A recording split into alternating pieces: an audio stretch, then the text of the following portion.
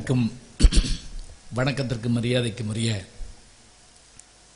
புகழும் பெருமையும் மிக்க மதுரையினுடைய பெருமைகளில் ஒன்றாக திகழ்கிற நம்முடைய மதுரை உயர்நீதிமன்ற கிளையினுடைய வழக்கறிஞர்கள் சங்க தமிழ் இலக்கிய மன்ற விழாவிலே என்னையும் ஒருவனாக அழைத்து பேசுவதற்கான நல்ல வாய்ப்பை தந்த பெருமக்களை முதலில் வணங்கி மகிழ்கிறேன். மகிழ்வோடு இந்த நிகழ்ச்சியிலே இத்தனை பேரும் மிக அற்புதமாக பேசுவதோடு பாடுவதோடு, அதிலும் இப்போது என்னை அறிமுகம் செய்த நிகழ்ச்சியை தொகுத்து வழங்குகின்ற அருமைக்குரிய திரு பினகாஸ் அவர்கள் பேசுறாரு, பாடுறாரு, புத்தகம் எழுதுறாரு, என்னைய பல்துறை வித்தகர்னாரு. அவர் என்னென்ன செஞ்சுக்கிட்டு இருக்காரோ எனக்கே தெரியல. அவருக்கு ஒரு நல்ல கைதட்டு நம்ம எல்லாருமே கொடுக்கணும். ரொம்ப பெருமையாகவும் மகிழ்ச்சியாகவும் இருந்தது.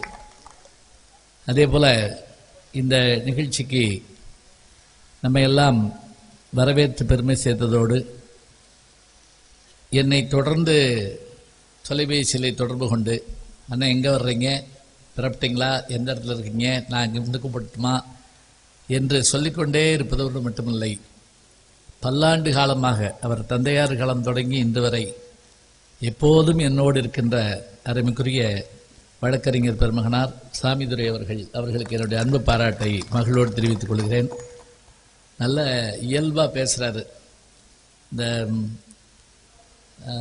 தன்னம்பிக்கை பேச்செல்லாம் பேச போகிறப்ப இவர் பயன்படுத்துறதெல்லாம் பார்த்தீங்கன்னா, இந்த 2 பாயிண்ட்டை வச்சுக்கிட்டு ஒரு தடவை 1 மணி நேரம் பேசுகிறாரு. இவர் 2 வார்த்தையை பேசிட்டு போயிட்டாரு. மொத்த கொள்முதலே அதுதான். அதை வச்சுக்கிட்டா அதை சொல்ல போகிறோம் சொல்லிக்கிட்டே வரணும். அது பாருங்க, அந்த அழகாக சொல்கிறார். எது மூடத்தரம் எது மூலதனம்னு ஒரு வார்த்தை சொன்னார். ரொம்ப எனக்கு வியப்பாக இருந்தது. தாராபாரதி அவர்கள் சொன்ன வார்த்தை தான் அது.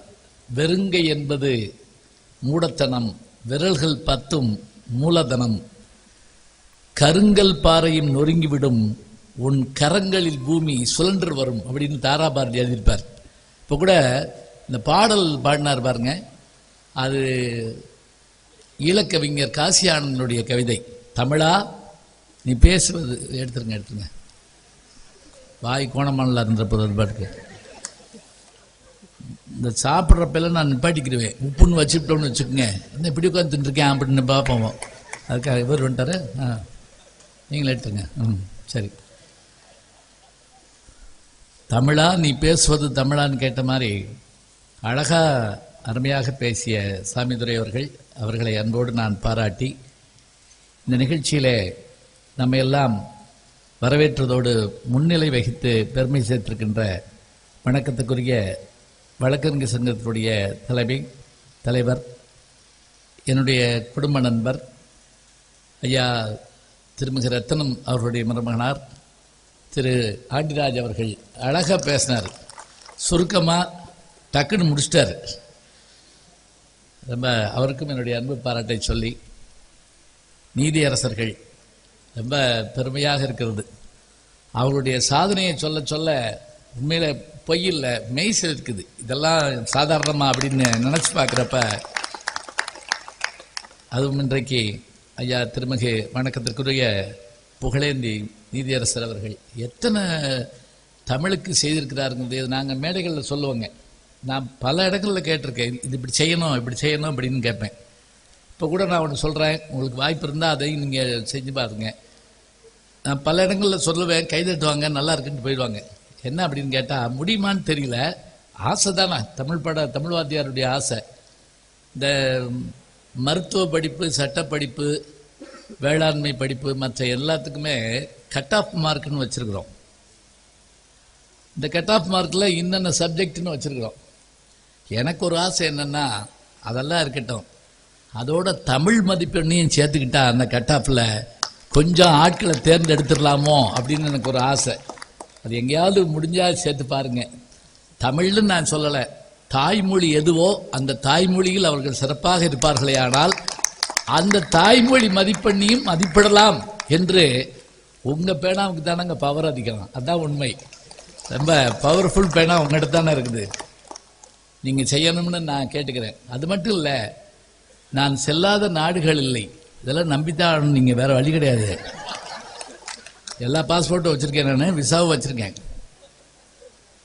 ஜெர்மன், ஜப்பான் போன்ற நாடுகளில் எந்த உயர்கல்வி படித்தாலும் அந்த நாட்டினுடைய கிளாசிக் லிட்ரேச்சரை கட்டாயம் படிச்சாகணும். ஜெர்மன் இதில் தாந்தியினுடைய நூல்களை கட்டாயம் படிக்கணும். அவங்க எந்த படிப்பு படித்தாலும் சரி, மருத்துவம் படித்தாலும், சட்டம் படித்தாலும், எது படித்தாலும். ஜப்பான் நாட்டில் இருக்கு. எனக்கெல்லாம் ஆசை என்னன்னா, நம்ம நாட்டில் எந்த படிப்பு வேணாலும் படிக்கணும், மருத்துவம் படிக்கணும், எந்த வேணாலும் படிக்கணும். ஒரே ஒரு பேப்பர், சிலப்பதிகாரமோ திருக்குறளோ அல்லது ஏதேனும் ஒரு கம்பராமாயணம் போன்ற ஒரு செய்தியோ ஒரு இலக்கிய பேப்பர் வச்சு அதில் பாஸ் பண்ணணும்லாம் இல்லைங்க. அந்த பேப்பர் இருக்குமானால் இப்படி ஒரு இலக்கியம் இருக்கிறது என்பதை புரிந்து கொள்கிற வயதில், அதுதான் முக்கியமா. ஏன்னா நம்ம திருக்குறள் படிச்சிருக்கோம், அதுக்கு பொருள்லாம் தெரியாது நமக்கு, பெரும்பாலும் மனப்பாடம் பண்ணிட்டு விட்டுருன்றோம். அதில் சாய்ஸில் விடுறதுக்கு ரொம்ப ஈஸியானது திருக்குறள் ஒன்று தான். 2 மார்க்கு தான் போடா போட்டு விடுங்க அப்படின்னு சொல்லி அவர் 2 அடியில் எழுதுன பூரா 2 மார்க்குக்காக வந்துருச்சு. அப்படியான ஒரு ஆச்சரியம். அதில் அந்த நம்முடைய சங்க இலக்கியங்களோ இந்த இலக்கியங்களில் ஏதாவது ஒரு இதை வச்சா மேல் படிப்புக்கு ரொம்ப நல்லா இருக்குங்கிறது என்னுடைய ஆசையில் ஒன்று. இதையும் நம்ம வலியுறுத்திக்கிட்டே இருப்போம். நான் நிறைய சபைகளில் சொல்லிக்கிட்டே இருப்பேன். இன்றைக்கு ஐயா அவர்கள்ட்ட முன்னிலையில் சொல்கிறேன், விரைவில் நடந்தால் ரொம்ப சந்தோஷமாக இருக்கும். அவர்களுக்கு என்னுடைய அன்பு பாராட்டை சொல்லி, அதே போல் நீதியரசர் ஐயா நக்கீரன் அவர்கள் என்ன அழகாக போகிற போக்கில் சொல்லிட்டு போகிறாரு. தூர்தர்சனம் சொன்னார் பாருங்க, எப்போவாவது தமிழ் காட்டுவாங்களாம், அதான் தூர்தர்சனா. அப்படிதான் சொல்லிட்டு போகிற போக்கில் அடித்தோம்னா நடுங்கி போனோம் அப்படியோ. ஏன்னா ராமாயண மகாபாரத்தை இந்தியில் பார்த்தவங்க நம்ம. உங்களுக்கு தெரியுமா, யார் ராமர் யார் லட்சுமணர்னு தெரியாது. ஏலே அது சீதடா அப்படிமா, ஓ சீதா, ஆமாம் கரெக்டு, இப்படிலாம் பார்த்துருக்கோம். இப்போ தான் ஓரளவுக்கு தமிழ் வந்துருச்சு. இப்போ நல்லா தமிழ் பேசுனா அது இங்கிலீஷ் படம், இங்கிலீஷில் பேசுனா அது தமிழ் படம். இதுதான் இப்போ இன்னைக்கு இருக்கிறதுல. அதில் இருந்தால் கௌதம் வாசுதேவன் ஒருத்தர் இருக்காரு, அவர் படத்தில் பெரும்பாலும் இங்கிலீஷில் பேசிட்டே இருப்பாங்க. நம்ம போயிட்டு வந்தாலும் பேசிட்டே இருப்பாங்க, அதை பற்றி கவலையே பட மாட்டாங்க. இதெல்லாம் உண்டு. இந்த நிலையில் நல்ல விஷயங்களை எல்லாம் பேசி கலந்து பார்ப்பதற்காக ரொம்ப அருமையாக வருகிறார்கள். ஐயா அவர்கள் அழகா சொல்லி, நான் ஏன் வர்றேங்கிறதுக்கு அந்த பேரையும் சொன்னார். அதுவே ரொம்ப பெருமையாக இருந்தது. அது மட்டும் இல்லை, நக்கீரன் இருக்காருன்னு பயமாகவும் இருக்கு எனக்கு. அப்படியான சபையிலே வழக்கறிஞர்கள் சபையைச் சேர்ந்த அத்தனை பெருமக்களுக்கும் நீதியரசர்களுக்கும், சினிமாவில் மட்டும்தான் நீதிபதியாக அதுவும் அந்த கோட்டுக்கிட்டு போட்டுக்கிட்டு உட்காந்து அப்பையும் பயமாக தான் இருக்கும். இப்போ கொம்பன் படத்தில் கூட பார்த்துருப்பீங்க, வரிசையாக எல்லாத்துக்கும் 26ஆம் தேதி ஜாமீன் கொடுத்துக்கிட்டே இருப்பேன், வாய்தா கொடுத்துக்கிட்டே இருப்பேன்.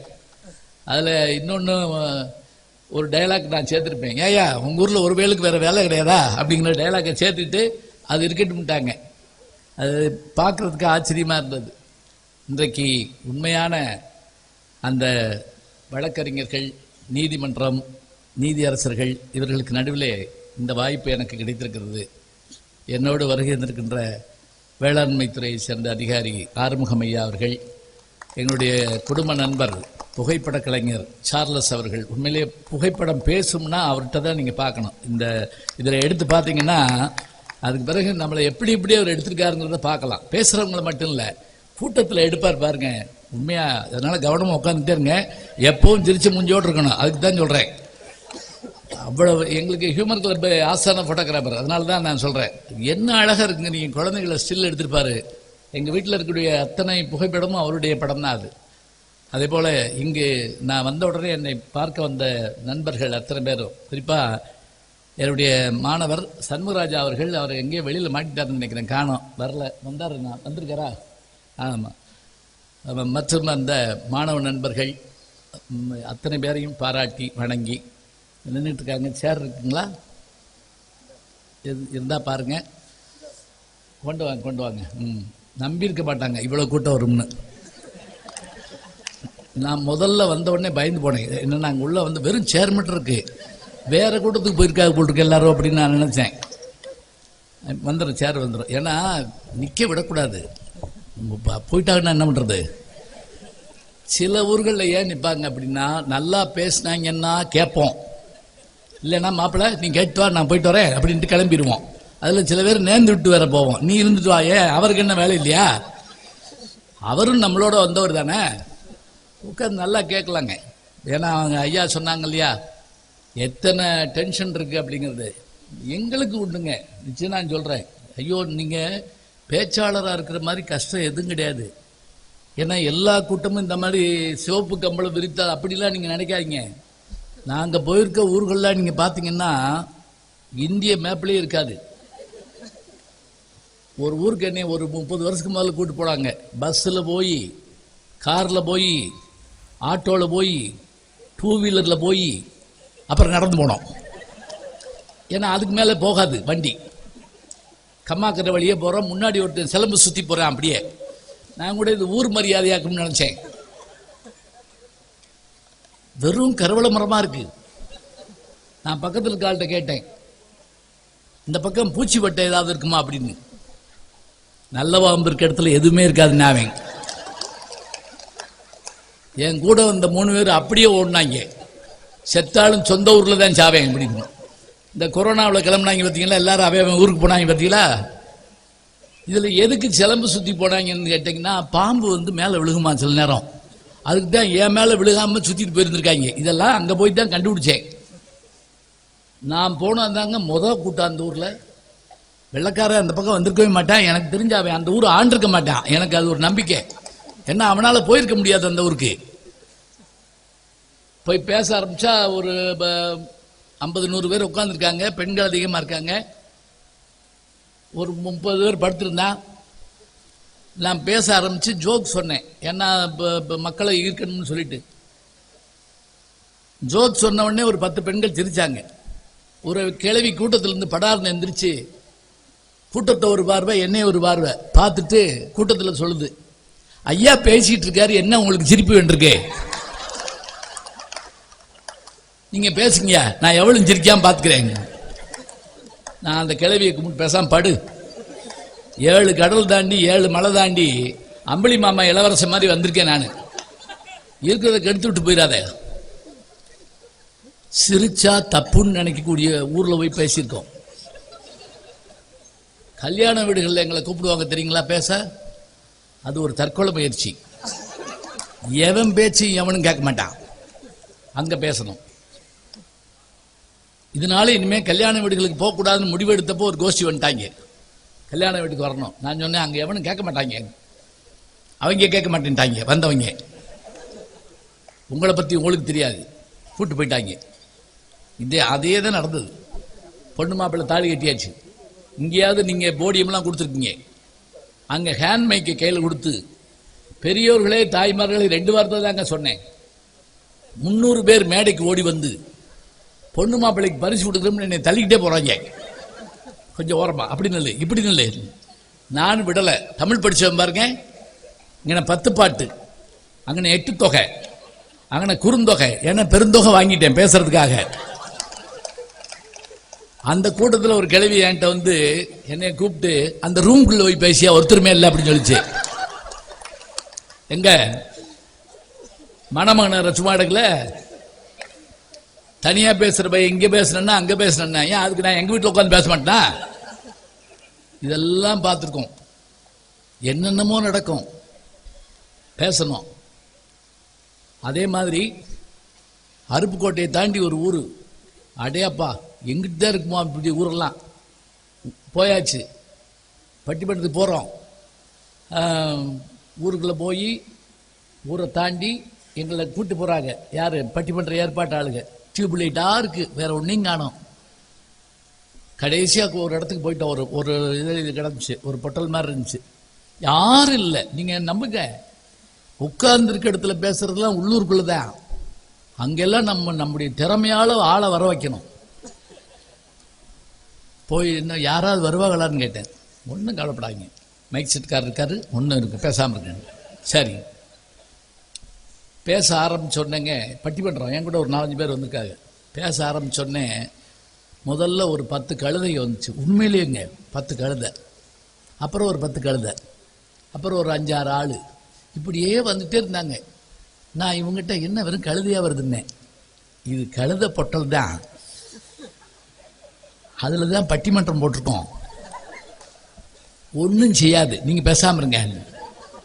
ஆனால் உண்மையிலேங்க அந்த கழுதையை எப்படி கேட்டுச்சுங்க, நீங்கள் அசையில் எங்கேயும் போகல. என் கூட வந்தவர் பேசி முடிச்சுட்டு என் கையை பிடிச்சி கண்ணீர் விட்டாருங்க. என்னையா அப்படின்னு. நான் பேச்சாளர்ப்ப எங்கள் அப்பா கேட்டார், நீ பேசி எந்த கழுதை கேட்க போகுதுன்னு கேட்டார். இன்னைக்கு 40 கழுதை கேட்டிருக்கு. அவருக்கு பாருங்க, அவர் ஆசை முடிஞ்சு போச்சு. இதெல்லாம் எங்கே போய் பார்க்க போகிறோம்? இதெல்லாம் தமிழ்நாட்டில். அதுதான் ஆச்சரியம். எல்லா இடங்கள்லையும் என்னென்னமோ நடந்துக்கிட்டு இருக்கோம். அப்போவும் நாங்கள் என்ன செய்வோம்? பேசிக்கிட்டு அதை வாழ்த்து சொல்லிக்கிட்டு இத்தனையும் செய்வோம். இவையெல்லாம் எதனால் சாதிக்க முடியுது அப்படின்னு பார்த்தீங்கன்னா, தமிழால் சாதிக்க முடியுதுங்க, வேற ஒன்றுமே கிடையாது.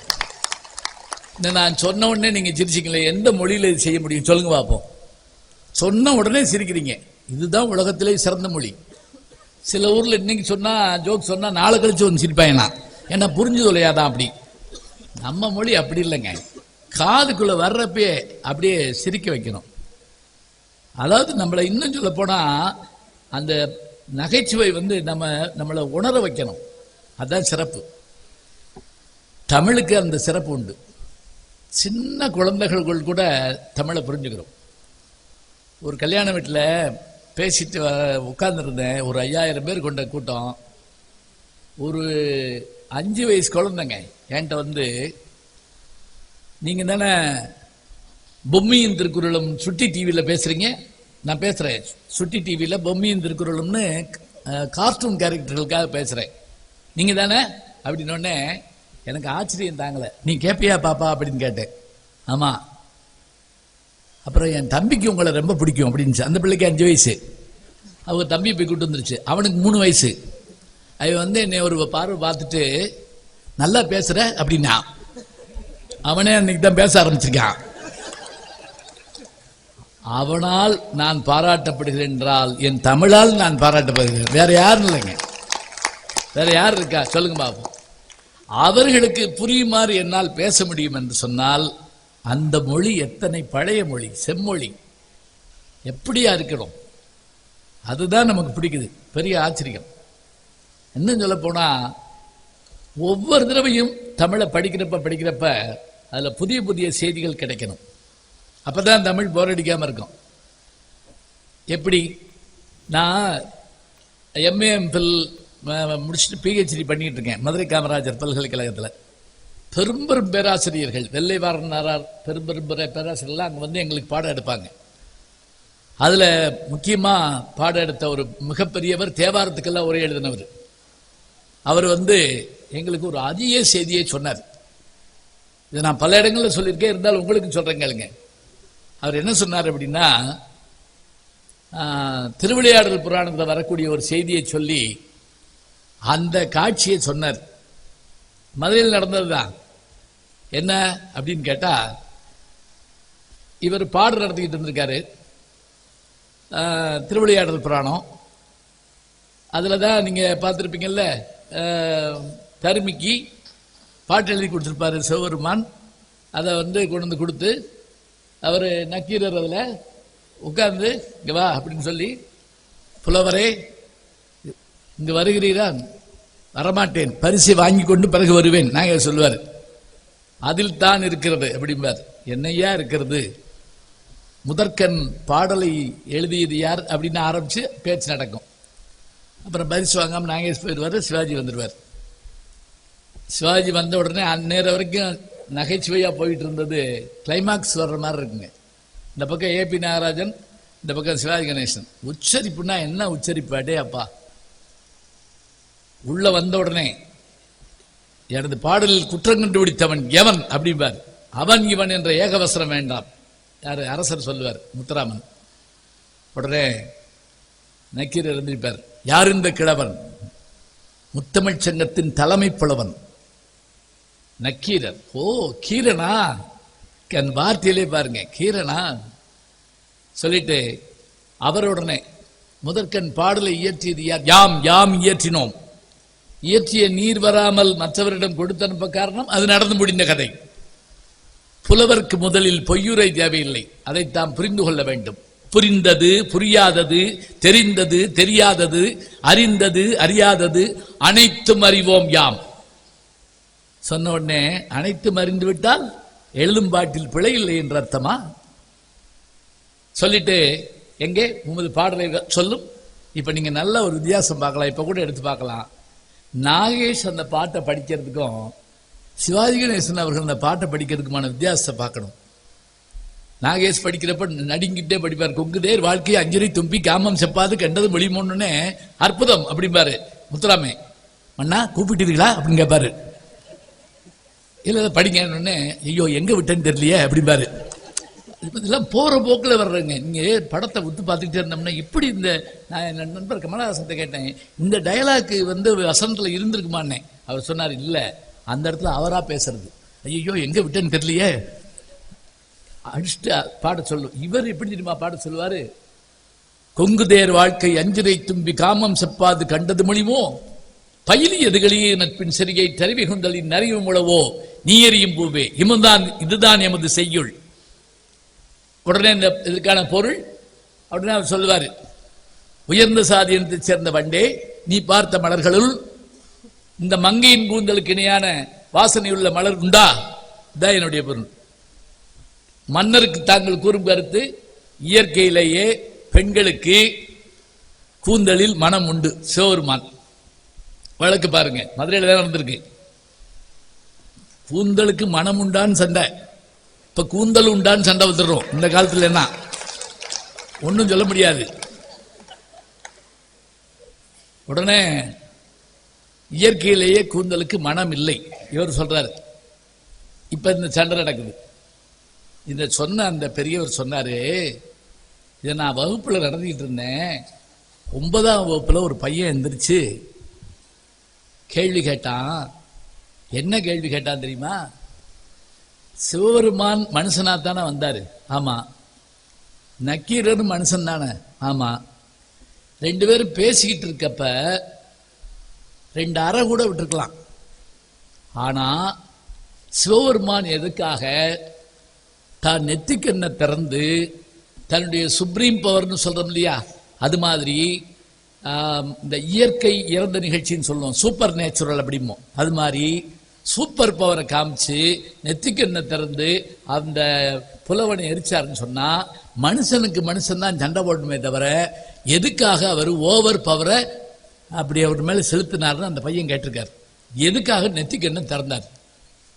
இதை கேட்ட உடனே வாத்தியாருக்கு பயமா போச்சு. ஏன்னா சிலபஸ்ல இல்ல இது. எங்களை பொறுத்த மட்டும் சிலபஸ்குள்ளதான் நாங்க இருப்போம், அதை தாண்டி போக முடியாது. பிட்டுக்கு மண் சுமந்த கதையை நடத்திக்கிட்டு இருக்கேன்.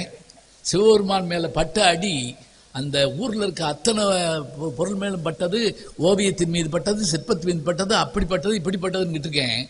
ஒரு பையன் எந்திரிச்சு கேட்டான், எல்லாரு மேலையும் பட்டுச்சா? ஆமா.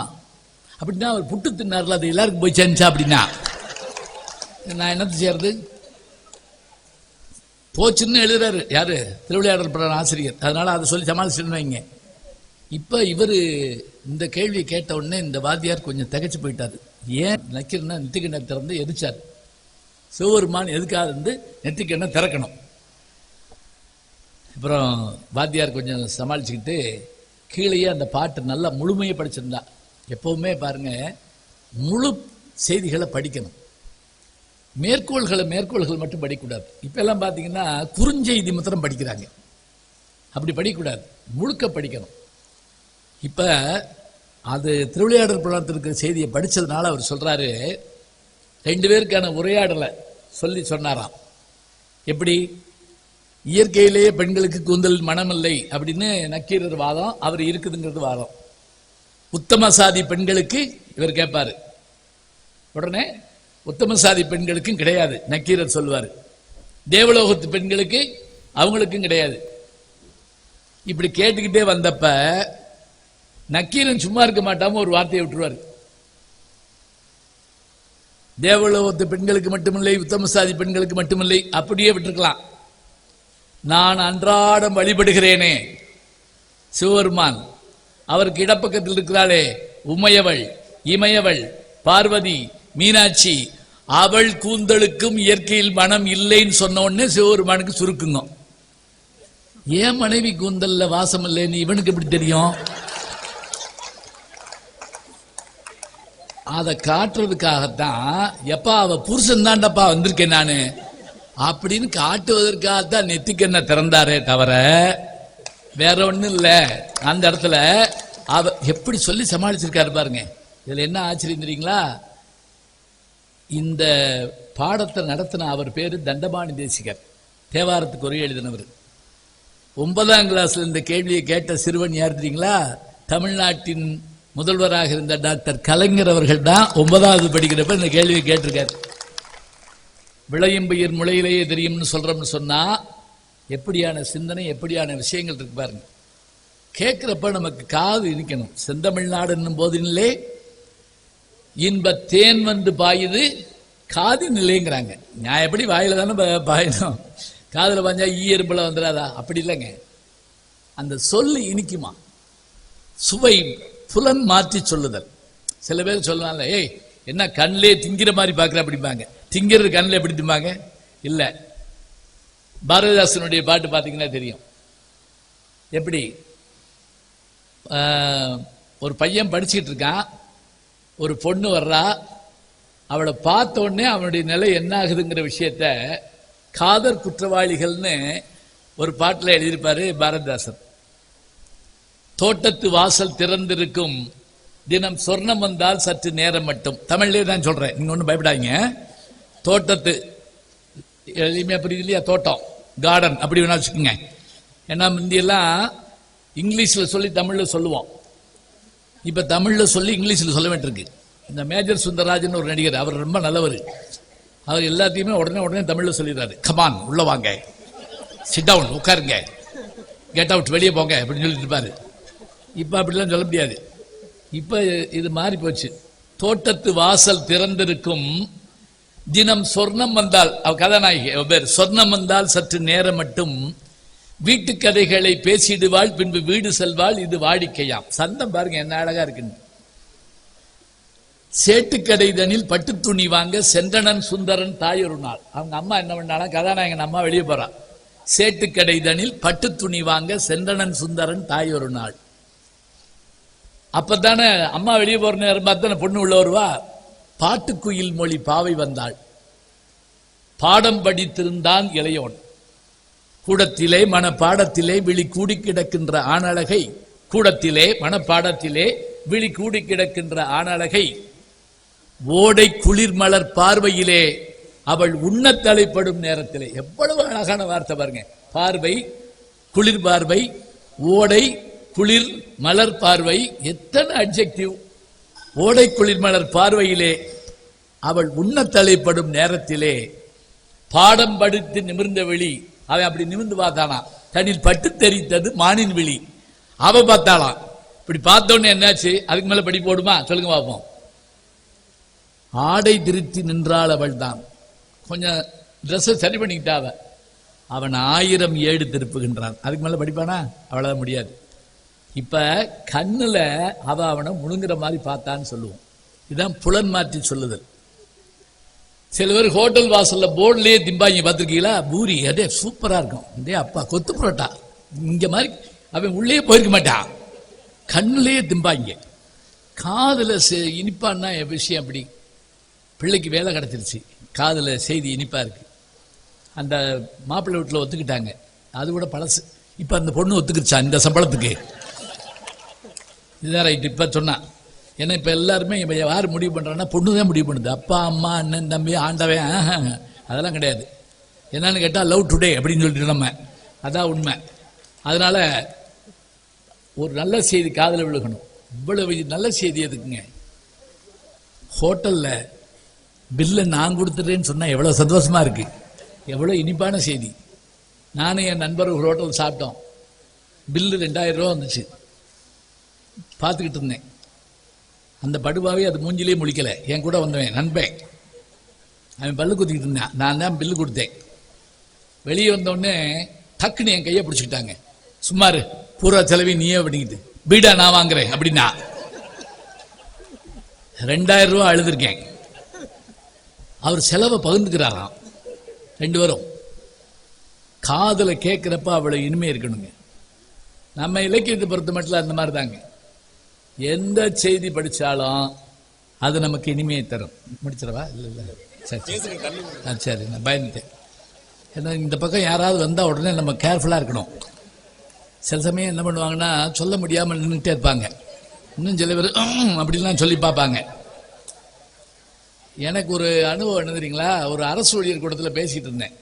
நானே 3/4 மணி நேரம் பேசிக்கிட்டு இருக்கேன். அதில் ஒருத்தர் வந்து சீட்டு கொடுத்தாரு. நான் தான் முடிக்க போறேன், நான் பிறகு சீட்டு கொடுக்குறேன்னு வாங்கி பார்த்தாலும் என்ன போட்டுன்னு தெரியுமா? மந்திரி வரும் வரை பேசவும் அப்படின்னு போட்டுருந்துச்சு. நான் அவரை கூப்பிட்டு கேட்டேன், மந்திரி வரலன்னா நான் என்ன பண்றது? நான் பாட்டுக்கு வாழ்நாள் பூரா பேசிக்கிட்டே இருக்கிறதா? பேச்சோட இனிமையே ரொம்ப சிறப்பா இருக்கணுங்க. இன்னொன்னு சொன்னாங்க பாருங்க, நகைச்சுவைங்கிற விஷயம் கூட என்னன்னு கேட்டா, நாங்க சொல்றதுல பெருசு இல்லைங்க. இப்ப நீங்க உள்வாங்கி சிரிக்கிறீங்கல்ல, இது எவ்வளவு கொடுப்புன்னு தெரியுமா? எங்களுக்கு எவ்வளவு நாளாச்சு இப்படிலாம் சிரிக்கிற ஆளுகளை பார்த்து. ஐயோ, சில பேரை முன்னாடி உட்கார வச்சிருவாங்க. விவேகானந்தர் கூட இப்படி நிக்க மாட்டாருங்க. கொடூரமா நம்மளை பார்த்துக்கிட்டு இருப்பாங்க. அப்படியே வருமா பேச்சு? வாய் விட்டு சிரித்தால் நோய் விட்டு போகும்னா அப்படி சந்தோஷமா சிரிக்கணும். மகிழ்ச்சி நமக்கு கிடைக்கணும். அதான் உண்மையும் கூட. எங்கெல்லாம் இலக்கியங்கள் எல்லாம் நல்ல விஷயங்கள் இருக்கோ அதை கேட்க கேட்க படிக்க படிக்க படிக்க நமக்கு இனிமையா இருக்குங்க. எப்படி வச்சுக்கோங்க, சில ஜோக்கு நமக்கு கொஞ்சம் புரிய வேணா லேட் ஆகலாம். ஆனா அந்த ஜோக்கை நம்ம திருப்பி திருப்பி சொல்லி பார்த்து மகிழ்வோம். அதான் சிறப்பு. நான் இப்போ ஒரு ஜோக் சொல்றேன், கொஞ்சம் புரியுதான்னு பாருங்களேன். நான் பெரும்பாலும் பஸ்ல பயணப்பட்டுக்கிட்டே இருப்பேன். நான் என் புத்தகத்திலையும் சரி என்னுடைய ஒளிநாடாலையும் சரி நான் அதை நிறைய சொல்லியிருப்பேன். பஸ்ல ஏறி இறங்குறப்ப நம்ம படுற பாட பார்த்தோம்னா ஆச்சரியமா இருக்கும். அது மதுரையில் இருக்க பஸ் ஸ்டாண்டுகள் எத்தனை பஸ் ஸ்டாண்ட் இருக்குன்னு இது வரைக்கும் கண்டுபிடிக்கல. நிறைய பஸ் ஸ்டாண்ட் இருக்கு. போயிட்டு வர்றப்ப படுற பாடு இருக்கே, அடே அப்பா. அதுவும் நம்ம ஆளு பதில் பேசுவாங்க பாருங்க. சில்லறை இல்லாதவே மரியாதை இறங்கு கண்டக்டர். ஒருத்தன் கண்டக்டர்கிட்ட கேட்டான், ஓன்ட்ட இருக்கா? இல்ல. அப்ப நீ இறங்கு. எல்லாரும் தானே இறங்க சொன்னேன், நான் பேசிக்கிட்டே போவோம். ஒரு காரணமும் இல்லாம நீங்க யார்த்தையாவது வை வாங்கியிருக்கீங்களா? நான் வாங்கியிருக்கேன். ஒரு காரணமும் இருக்காது. எப்படி? சோழவன் தான் சொந்த ஊர். மதுரைக்கு படிக்க வரணும், வேலைக்கு வரணும். தினம் அதுக்காக அந்த பஸ்ஸை நோக்கி போவேன். 54, 68, 29 இந்த மாதிரிலாம் பஸ். அது எப்படி அந்த பஸ்ஸை கண்டுபிடிக்கலாம்னா, திடீர்னு எல்லாரும் ஓடினாங்கன்னா அதான் எங்க ஊர் பஸ். அப்படி ஒரு கூட்டம் இருக்கும். இல்லை, ஒரு நாள் நான் வெளியூர் போறதுக்காக வேற பஸ்ல ஏறி உட்கார்ந்துருந்தேன். 75 மேலூர் போற பஸ்ல ஏறி உட்கார்ந்துருந்தேன். எங்க ஊர் கிழவிக 2 கிழவி வந்திருக்குங்க. பஸ்ஸையும் பார்க்கல, நம்பரையும் பார்க்கல, என்னைய பார்த்துருக்குங்க. நம்மூர்காரன், நம்மூர் பஸ் ஏறிச்சுங்க. ஏறி வெத்தலைவாக்கு போட்டு 8 திக்குன்னு துப்பிக்கிட்டு இருக்கு. கண்டக்டர் ஏறினவனே இந்த கிளவிட்ட எங்க ஓடும்னாரு. 2 சோழவன் தான். அவருக்கு இன்னும் கடுப்பு இல்லை. முதல் டிக்கெட் இப்படியா இருக்கணும், சோழவன் தான். போகாது. போகாதா? இந்த அவனை ஏத்திருக்க, என்னைய காமிச்சு. அவரு நான் எவனையும் ஏத்துவேன். நல்ல வேளை எந்த நாயை ஏத்துவேன்னு சொல்லாம போனாரு. நீ இறங்கு. போற போக்குல அந்த கிளவி 2 சும்மா போலங்க படிச்சிருக்கான் பாரு, நம்பர் பார்த்து ஏத்தேன்னு. இதுக்காக நான் ஒவ்வொரு ஊர்லயும் போறப்ப கத்திட்டே போக முடியுமா? இன்று நான் வாடிப்பட்டி போய் வருகிறேன், செல்லம்பட்டி போய் வருகிறேன் சொல்ல முடியுமா? எங்க போய் பாப்ப சொல்லுங்க பார்க்கலாம். நம்ம ஊர்ல இருக்குங்க. எனக்கெல்லாம் உண்மையிலேயே இப்ப கார்ல போறப்ப என்னதான் இருந்தாலும் அந்த மாதிரி வராது. என்ன ஆச்சரியம், என்ன கேள்வி, என்ன சந்தோஷம், என்ன பேச்சு. அதுலயும் சில பேர் உலக அரசியல் தான் பேசுவாங்க, உள்ளூர் அரசியலே பேச வேண்டாம். இந்த உக்ரைன் போர் வேண்டியது இல்லைங்க, அடுத்த ஸ்டாப்ல இறங்க போறான். இது என்னத்துக்கு போட்டு நான் நம்ம சொன்ன யாரு கேட்கிறா? யாரு? புதின். புதின் புதன்கிழமை வருவாரு, அப்ப பேசிட்டு தேச்சு பிள்ளான்னு. சரி விடுங்க, இவங்க இப்படித்தான் இருப்பாங்க. எவ்வளவு நல்லா இருக்கு பார்த்தீங்களா? இதை போய் பேப்பர்ல படிப்பானு, அதுல பாப்பானு, இதுல பாப்பானு. இது கேட்க கேட்க நல்லா இருக்கும். சாப்பிட்ற இடங்கள்ல மற்ற இடங்கள்ல மற்றவையெல்லாம் இவையெல்லாம் தான் நமக்கு ஒரு ஊக்கத்தையும் மற்றவையும் கொடுப்பவை. இதை பதிவு பண்றப்ப இலக்கியங்கள் நல்லா இருக்கும். பாட்டில் படித்தோம்னா மற்றதில் பார்க்குறப்ப அது நமக்கு மகிழ்ச்சியை தரும். அதுலேயும் தமிழ் இலக்கியங்கள்ல சிற்றிலக்கிய காலம் இருக்குல்ல, அதுதான் ரொம்ப ரொம்ப நகைச்சுவைக்கான காலம் அப்படிம்பாங்க. அதுல காலமேகம்னு ஒரு புலவர் கேள்விப்பட்டிருப்பீங்க. அவரெல்லாம் தனியா 1 மணி நேரம் பேசலாம். இந்த வசைபாட காலமேகம்பாங்க. திட்டுறதுன்னா அப்படி திட்டுவாராம். எல்லாரையும் திட்ட மாட்டாரு, ஏதாவது செஞ்சா திட்டுவாரு. ஒரு கல்யாண வீட்டில் சாப்பிட போயிருக்காரு. இப்ப நீங்களும் பார்த்துருப்பீங்க, கல்யாண வீட்டில் சாப்பிட்றப்ப நம்ம படுற பாடெல்லாம் பார்த்தீங்கன்னா சில பேர் நம்ம இலைக்கு வந்துருவானோன்னு பயமா இருக்கு. பார்த்துருக்கீங்களா? இப்படி இப்படி இது பண்ணி எல்லை மீறிய பயங்கரவாதம் சொல்றாங்கல்ல, இது மாதிரி இப்படி ஒரு உருட்டி மேல் நோக்கி எறிவாங்க. நியூட்டன் விதி தோத்து போகும் அந்த இடத்துல. ஏன்னா எல்லாம் கீழ் நோக்கி வரும்னு நியூட்டன் சொன்னாரு. இவன் மேல் நோக்கி எரிஞ்சுக்கிட்டு இருக்கான். இப்படி சாப்பிடுற இடம் இருக்கும். காலமேக புலவர் உட்கார்ந்து சாப்பிடுறாரு. எதிர்த்தாப்புல உட்கார்ந்து இருந்த ஒருத்தன் அவன் முன்குடிமை வச்சிருந்திருக்கான். இந்த சோழிய பிராமணர்கள் முன்குடிமை வச்சிருப்பாங்க. பாயாசம் ஊத்துற நேரம் பார்த்து முன்குடிமை அவுந்தி இலையில விழுந்துருச்சு. அவன் அதை பத்தி கவலைப்படல. ஒரு பேசிட்டான். அதோட பேசாம இருந்திருக்கலாம். அப்படியே எடுத்து ஒரு விடு விட்டான். முன்னாடி இருக்க மூஞ்சில பூரா பாயாசம் பட்டுருச்சு. இந்த இப்ப நம்ம பார்த்துருக்கோம்ல, சரி ஒரு வாஷ் பேஷன்ல போய் குளிப்பாங்க பார்த்துருக்கீங்களா? ஹா ஊன்னு கத்தி உடலையே வெளியே எடுத்து கழுவிக்கிட்டு உள்ள மாட்டிக்கிட்டு அப்படியே. ஐயோ, நான் ஒரு இதுல கை கழுவிட்டு இருந்தேன், திடீர்னு பல்லையே கழட்டிட்டு மாட்டிட்டாங்க. ஆச்சரிய சம்பவங்கள் இதெல்லாம். இப்படி எடுத்து விட்ட உடனே முகத்துல அவர் எல்லாருமே சில பேர் தொடர்ச்சி சாப்பிட்டாங்க. இதுக்கெல்லாம் சாதாரணம்யா. இந்த ஒரு படத்துல பெருச்சாலி எடுத்து வச்சுட்டு சாப்பிட்டு இருப்பாங்கல்ல, அது மாதிரி. ஆனா காலமே அப்படி ஒரு கோவம் வந்துருச்சு. கோவம் வந்தா இப்ப நம்ம யாரையாவது திட்டுறதுன்னா எப்படி திட்டுவோம்? வையறதுனா எப்படி வைவோம்? அவர் போயிட்டாரான்னு கேட்டு பஸ் ஏறிட்டாரான்னு பார்த்துட்டு இவெல்லாம் ஒரு மனுஷனாயா அப்படிமோ. ஆனா இவர் அப்படி இல்லை, நேருக்கு நேரம் அடிக்கிறாரு. எப்படி? சுருக்க விழுந்த முன்குடிம்பி சோழியா. வார்த்தையை பாருங்க, பின்கோடு வரைக்கும் போடுறாரு. சுருக்க விழுந்த முன்குடிம்பி சோழியா, சோற்று பொறுக்குளர்ந்த வாயா. 3 பந்தியில தின்னுகிட்டே இருக்கான், வாய் காஞ்சி போச்சு. அந்த பரிமாறுறவர் கேட்டாராம் சாப்பிடுறவனை பார்த்து, ஏய் நீ போன பந்தியில உட்கார்ந்து இருந்தில்ல அப்படின்னு இருக்காரு. பாரு, உனக்கு ஞாபக சக்தி அதிகம், எனக்கு ஜீரண சக்தி அதிகம். உன் வேலையை நீ பாரு, என் வேலையை நான் பார்க்கிறேன். சோற்று பொறுக்குளர்ந்த வாயா. திருக்குடந்தை ஊரு கும்பகோணம். கோட்டானை, கோட்டானை நடந்துறீங்களா? ஆந்தை, கோட்டானை, நாயே, குரங்கே, உனையொருத்தி போட்டாலே வேலையத்து போய். கடைசி வார்த்தை ரொம்ப கொடுமை. உங்க அம்மா ஒன்னும் உன்னைய தவம் இருந்து பெறல, பெத்து போட்டா. இந்த போட்டாள்ங்கிறது என்னதுங்களா? மாடு கன்று போட்டது, நாய் குட்டி போட்டது, இப்படிதான் சொல்லுவோம். குழந்தை பிறந்தது சொல்லணும். இதை மாத்தி போட்டு பாருங்க. யாரையாவது கை கொடுத்து உங்க மிஸ்ஸஸ் குட்டி போட்டுக்காமலான்னு கேட்டு பாருங்க. பாத்தீங்களா? நம்மளை அறியாம சிரிப்பு வருது இல்லையா? மரபு நிலை திரியின் பிரிது பிரிதாகும் தொல்காப்பியம். மரபு நிலை திரியின், திரியின்னா மாறுச்சுன்னா, ஏன் உங்களுக்கு கால்டுவெல் போன்றவர்கள், ஜி போன்றவர்கள்லாம் தமிழ் படிச்சாங்க தெரியுங்களா? அவங்க மேட பிரசங்கம் பண்றப்ப இந்த மாதிரி கோழி குட்டி போட்டுச்சுன்னு சொல்லிவிட்டாரு. எல்லாரும் சிரிச்சிருக்காங்க. என்ன கோழி குஞ்சுதாயா பொறிக்கும், குட்டி போடாது. மொழி தெரியாட்டி எவ்வளவு கஷ்டம். நான் மொழியை படிப்பேன். வந்தது மதம் பரப்ப, ஆனால் பயின்றது தமிழை பரப்ப என்று சொன்னால் தமிழ் யாரை இருக்குங்க? ஈடுபாட்டோட படிக்கணும். நான் எதுக்கு போயிருந்தேன்? ஜி போப்பனுடைய கல்லறைக்கு போயிருந்தேன் லண்டன்ல. அந்த கல்லறையில் எழுதப்பட்ட வாசகம் என்ன தெரியுங்களா?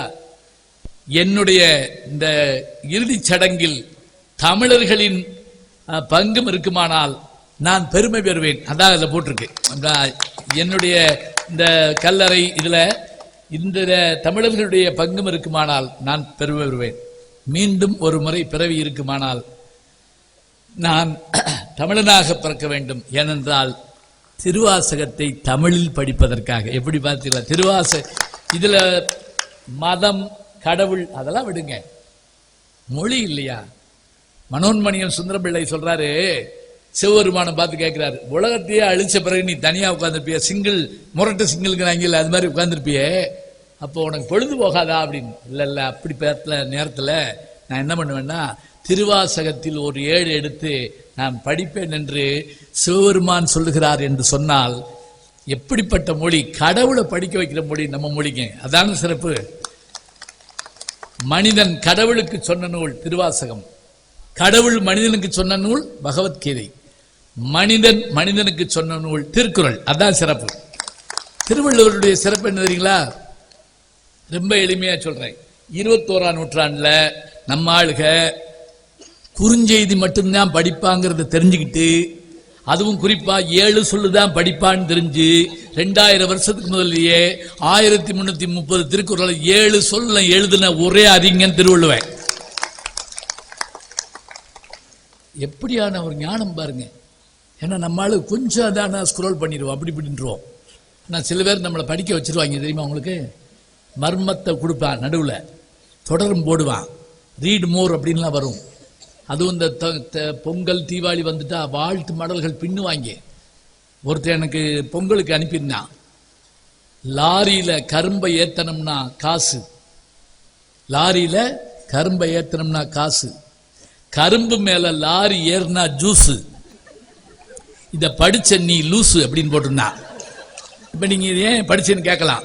அவன் ஸ்க்ரோல் போடுறான்ல, அம்புக்குறி போட்டுக்கிட்டே இருக்கான். இந்த நூலக புத்தகத்தில் சில பேர் 30ஆம் பக்கம் வானன்பா அப்படின்னு கூப்பிடுவாங்க, இன்னும் சில பேர் 80ஆம் பக்கம் பார், சில பேர் கடைசி பக்கத்துக்கு வா. அங்க போய் பார்த்தோம்னா இதை படித்தவன் முட்டாள் அப்படின்னு போட்டிருக்கோம். இதுக்கு தான் நம்ம இவ்வளவு தூரம் டிராவல் பண்ணி வந்திருக்கோம். அப்ப பாருங்க, இந்த 7 சொல்லுக்குள்ள ஒரு செய்தியை கொடுக்கணும்னா சாதாரணமா? சரி, பழசா பேசுறோம், புதுசெல்லாம் இல்லையா அப்படின்னு நீங்க கேட்கலாம். புதுசா சொல்லிடுவோம். எவ்வளவு நேரம் பேசணும்னு கேட்டேன், சொல்லிட்டேன் மாமா. ஏன்னா எப்பவுமே அது கேட்டுக்கிறணும்.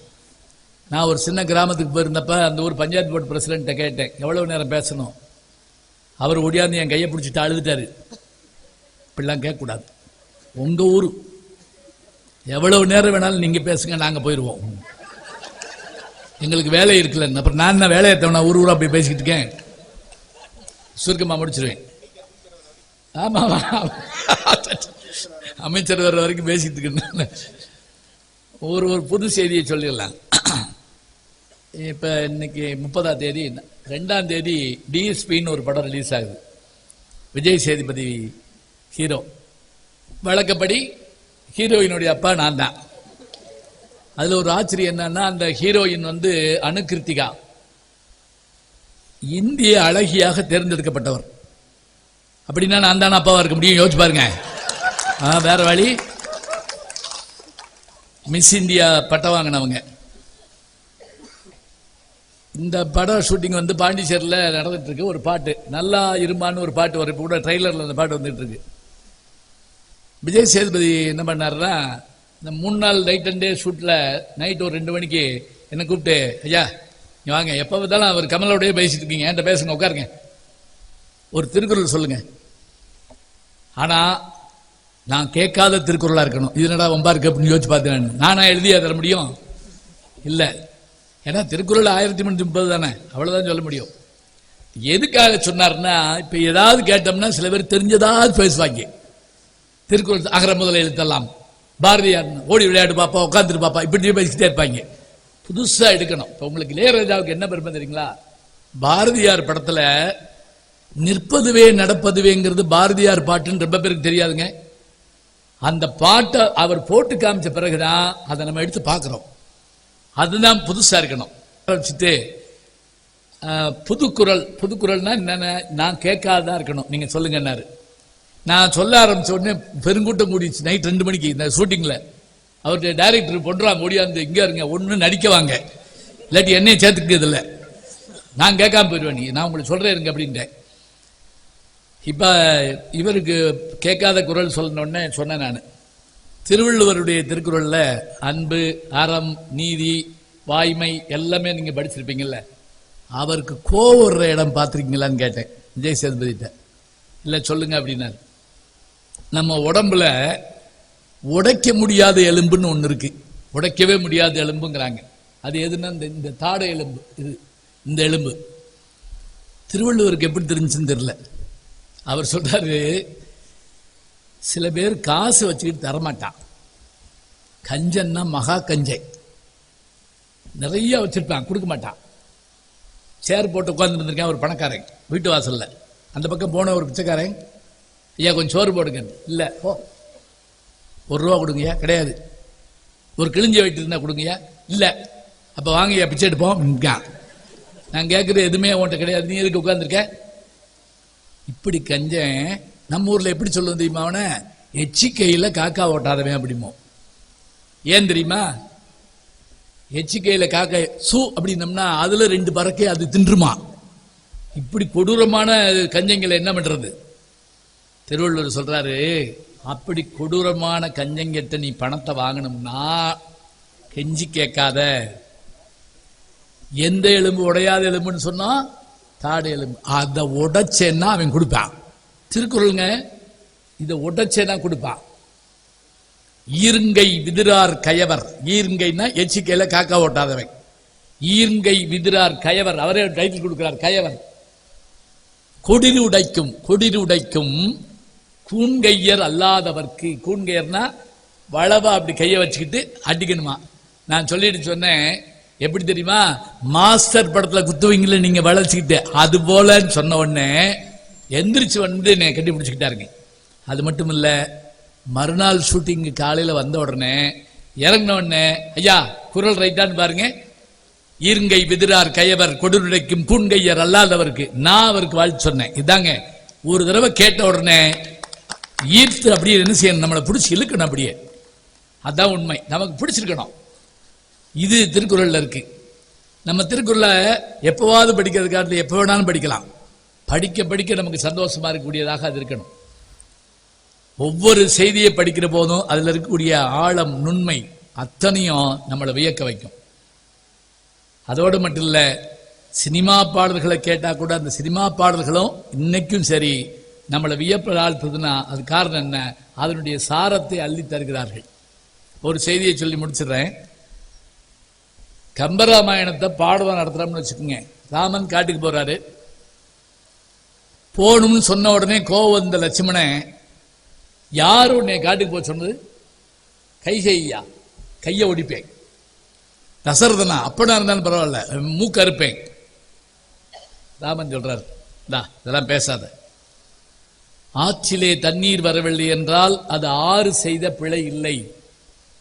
நதியின் பிழையின்று நறும்புணலின்மை, நறும்புணலின்மை இது விதியின் பிழை மகனே, பொருள். இது நாங்க பாடமா நடத்துற ஒரு செமஸ்டருக்கு. சாய்ஸ்ல விட்டு போயிருக்கான். எப்படித்தான் விடுவாங்க, கவனிக்கவே கூடாதுன்னு உட்கார்ந்துருப்பாங்க போல சில பேர். ஆனா இதே செய்தியை கண்ணதாசன் எடுத்து டி.எம். சௌந்தரராஜனை பாட வச்சு, இளையராஜா இசையமைச்சு, சிவாஜி கணேசன் வாய சச்சார்னு வச்சுக்குங்க, ஜென்ம ஜென்மத்துக்கு மறக்காது. நதி வெள்ளம் காய்ந்து விட்டால் நதி செய்த குற்றமில்லை, விதி செய்த குற்றமின்றி வேறு ஏதம்மா, நல்லவர்க்கெல்லாம் சாட்சிகள் 2, ஒன்று மனசாட்சி. தியாகம்னு ஒரு படம். ஆண்டவன் அரியஞ்சில் ஒரு துளி வஞ்சம் இல்லை, அவனன்றி எனக்கு வேறு ஆறுதல் இல்லை. மனிதனம்மா கலங்குகிறேன், தவறுக்கு துணிந்த மனிதன் அழுவதில்லையே, தவறியும் வானம் மண்ணில் விழுவதில்லையே. எப்படியான விஷயங்கள்ங்க, கேட்க கேட்க நம்மளை வியப்பில் ஆழ்த்தணும். அமெரிக்கன் காலேஜில் நூல் வெளியீட்டில் ஒரு பாட்டை மாத்திரம் சொன்னேன். வந்திருந்த விஸ்வநாதன் எந்திரிச்சு அழுதுட்டாருங்க. எது ஒன்று நான் பெரிய செய்தி சொல்லலை, அவர் போட்ட பாட்டை தான் சொல்றேன். பழனின்னு ஒரு படம், அதுல வந்த பாட்டு.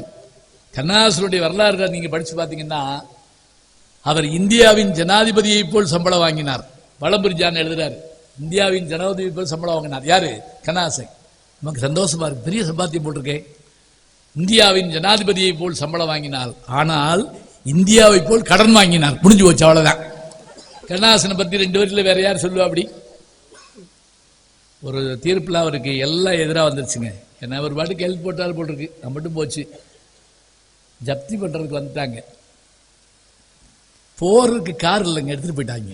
கோர்ட் வாசல் நிற்கிறாரு. அப்ப இன்னொரு கார் வந்து இவரை கூப்பிடுறாங்க, பாட்டு எழுத கூப்பிடுறாங்க, வாங்க. ஏறி உட்கார்ந்து போறாரு. போன உடனே அவர் பீம்சிங், கவிஞரே இந்த ஒரு பாட்டு என்ன சிச்சுவேஷன்? ஒரு நல்லவன் எல்லாத்தையும் ஏமாந்துடுறான், அண்ணன் தம்பி கூட அவனுக்கு உதவ மாட்டேங்கிறாங்க.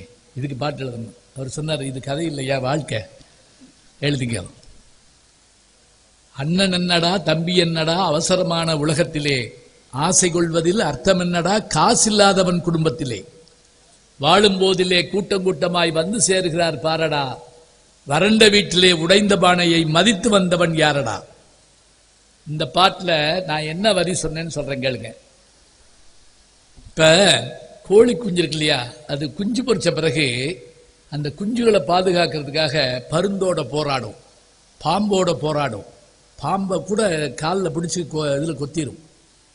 ஆனால் அதே குஞ்சுகள் கொஞ்சம் வளர்ந்துச்சுன்னா கொத்தி விரட்டி விட்டுரும், அல்லது அது போயிட்டாலும் கவலைப்படாது. ஆனால் மனுஷன் மட்டும் அப்படி இல்லையே. யாராவது பிரிஞ்சு போயிட்டா, கூட்டு குடும்பங்கள் உடஞ்சு போயிட்டா நம்ம கண்ணீர் விட்டுறோமே.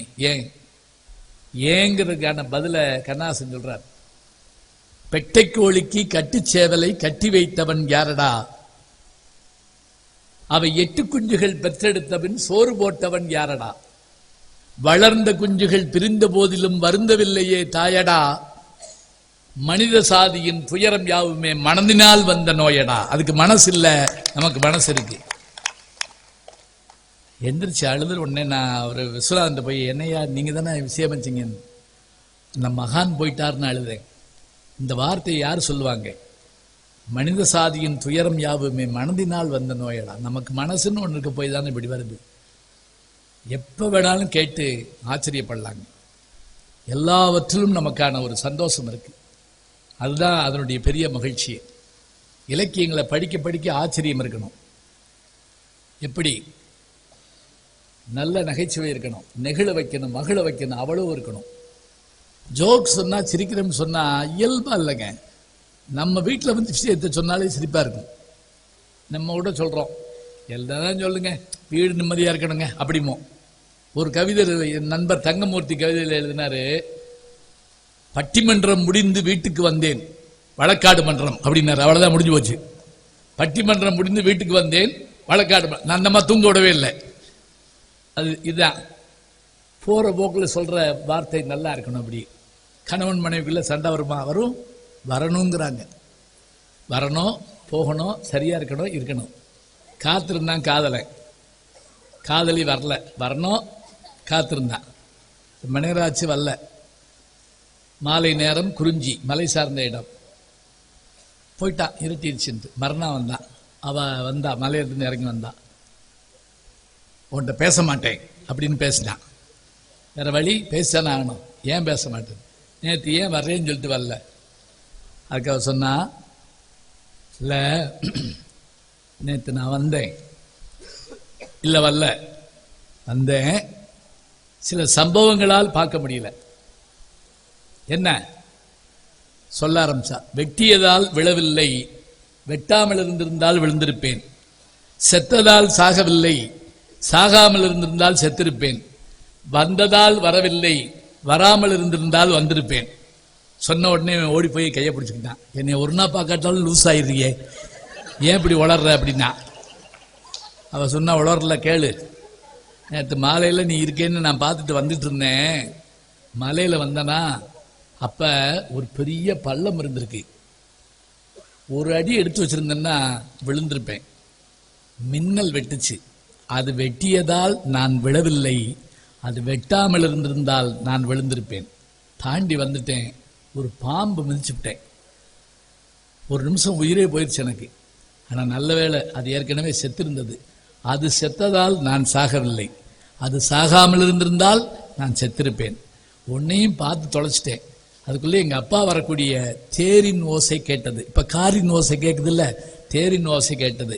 அவர் வந்ததால் நான் வரவில்லை, அவர் வராமல் இருந்ததால் நான் வந்திருப்பேன் சொல்றான்னு சொன்னா, இது எல்லா காலத்துக்கும் பொருந்துமாதலால் இலக்கிய சோலையில் எப்போதும் உலா வரலாம். நன்றி, வணக்கம். வணக்கம்.